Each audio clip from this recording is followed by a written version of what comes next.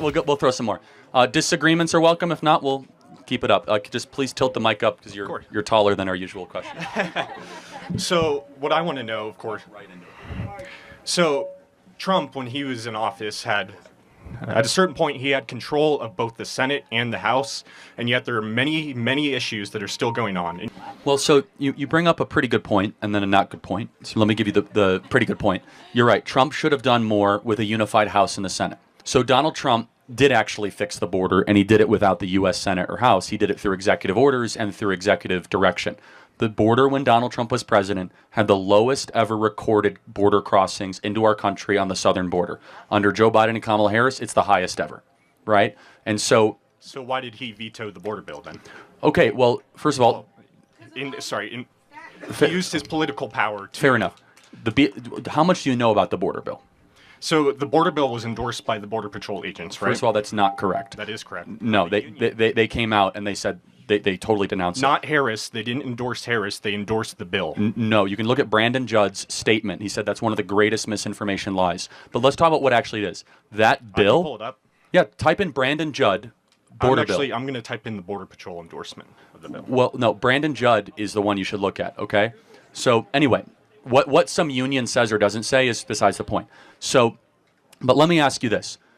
For getting the Border Patrol's endorsement or not, mass amnesty was in the bill. It would have given amnesty to 10 Border million... Patrol union-backed Senate immigration bill despite House GOP. Yes. What did Brandon Judd say about that? So the National Border Patrol Council... Right, but that's not the Border Patrol union. Those are two different things, right? They still have their endorsement. And again, you can't say they're Kamala's... hold on a second.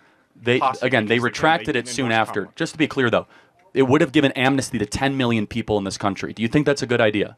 Potentially, if they're working in this country. You would give amnesty. The majority of illegal immigration, 75% of illegal immigration is overstaying visas. These are 10 million people that came. We're not even talking about the overstay visas. We're talking about people that came across the border. 10 million of them, uninvited. What would you do with them? Give them jobs? If there's room for them to work. Oh, this is a super important moral distinction, though. And that's fine. We have clarity, not agreement. You think the people in this audience should have to compete against foreigners for jobs. I think that you have a moral obligation to your own citizens to give them jobs before the people... So you say now, not? Okay. We don't have to worry that you're making a dilemma that doesn't exist. There are more jobs right now in this nation than there was under Trump. Hold on a second. First of all, not well-paying jobs, and they're not keeping up. Why do you think that wages aren't keeping up with inflation? Wages aren't keeping up with inflation because people in this audience have to compete against people that have come across the border. But let's just talk about the morals of it. Just the moral. So you would give amnesty for people that are and newcomers that just come in and cut in line. I want to talk about the practical here, Charlie. The border bill gave them amnesty. It is practical. So that's why Trump torpedoed it. Is if they can help our nation, then we should let them. Just let me ask you a moral question, because we can go back and forth. Do you think it should be a crime? Charlie, I'm not here to talk your talk. I'm here to talk the practical, which is I am practical. And they can work. No, we're not talking about moral here. The only discussion is the moral. Do you think it should be illegal to come into the country? That's not what you led with the moral. That's not what I led with. We're not moving this conversation. No, we're going back to the border bill. Actually, no, I'm not strongmanning it. The border bill said it's straw man, not strongman. I got it. The border bill did what for an amnesty? It would have given amnesty to 10 million illegal aliens, yes? Okay, again, you said, why did Trump torpedo it? Because Trump cares about Americans more than foreigners. That's why. Okay? Why did the GOP endorse it? The GOP did not endorse it. Why was it a bipartisan bill? Hold on a second. Senator Lankford, who is a traitor to this country, endorsed it.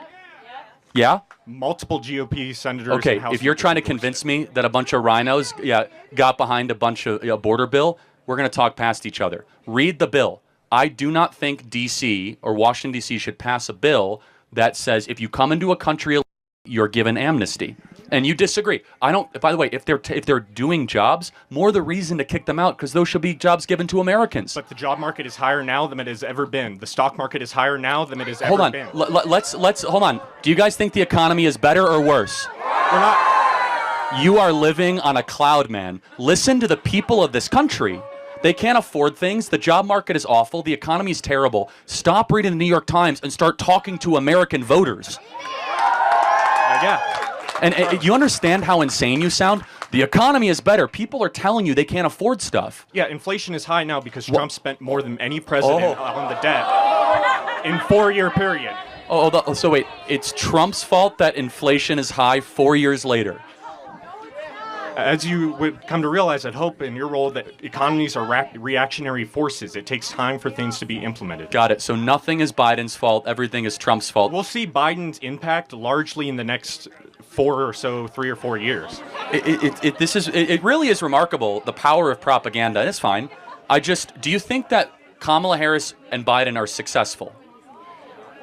It depends on what metric. But economy-wise... No, I actually do agree. They are a huge success in destroying the country. I totally agree. So if you look at economists, right, some of the nations, actually many of the nation's leading economists have endorsed Kamala Harris for presidency because they say that Trump will ruin the economy. Then why didn't he ruin it the first time? He did.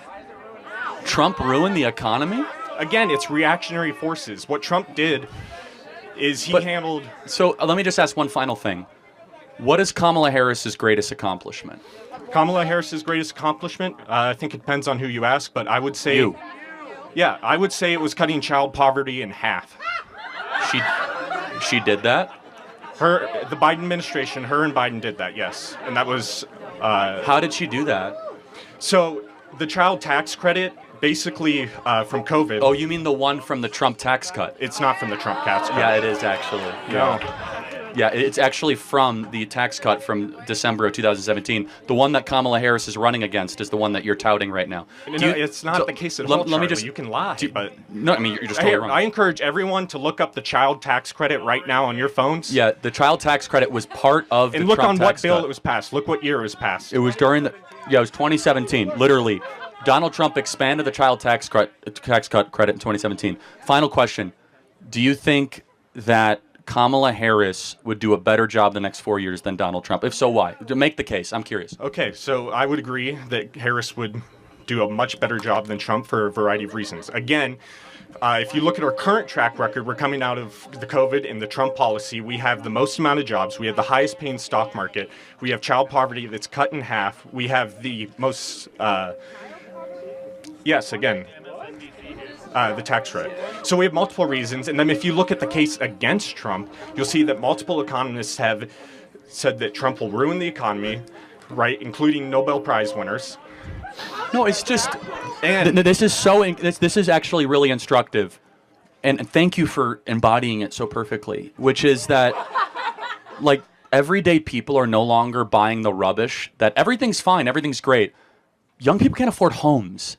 Right, because if you here in Montana specifically, no, every state has seen housing prices go up, but not just that. It's that energy prices are up. It is harder than ever to be able to have a family. We have a fertility crisis. Let's take Montana for example. Northwestern energy prices are going up under a Republican board of commissioners, despite having a budget surplus this year of over $2 billion. I don't know about that. I'm sure somebody else can comment on that. But going back to the macro trends across the country.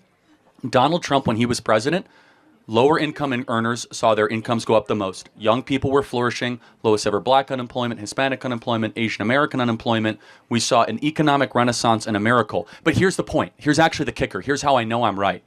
Is that when American people are asked outside of the economists, 70% of people think the Trump economy is better than actually what's happening now. So you're living on an island. If you look at so are people wrong? No. Hold on. Look at real Answer the question. Compared to inflation. I encourage everyone are these to look people this up. wrong? Statistica, great source. Are these real wage growth compared to inflation is higher under the Biden administration? Are 70% of the people here or the country wrong when they say Trump was better at the economy? Again, look it up.